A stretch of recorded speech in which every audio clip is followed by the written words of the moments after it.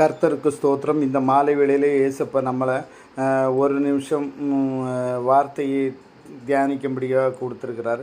பாருங்கள், ஒரு சில வேளைகளில் நம்ம வார்த்தை தேவையில்லாத வார்த்தைகள் நம்ம பேசக்கூடாது. ஸோ இப்படித்தான் என்னுடைய நண்பர் ஒருவர் இருந்தார்.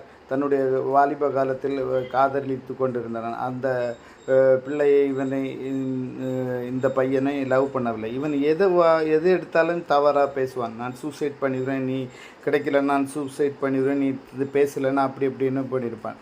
நான் கப்பலில் வேலை பார்க்க போயிருந்தேன்.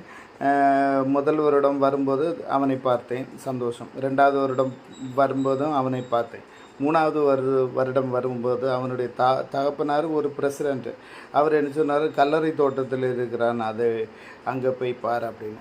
நான் என்ன சொல்கிறேன்னா, வார்த்தை தயவு செய்து தவறான வார்த்தைகளை நீங்கள் பேசக்கூடாது. பிள்ளைகளை பேச வைக்க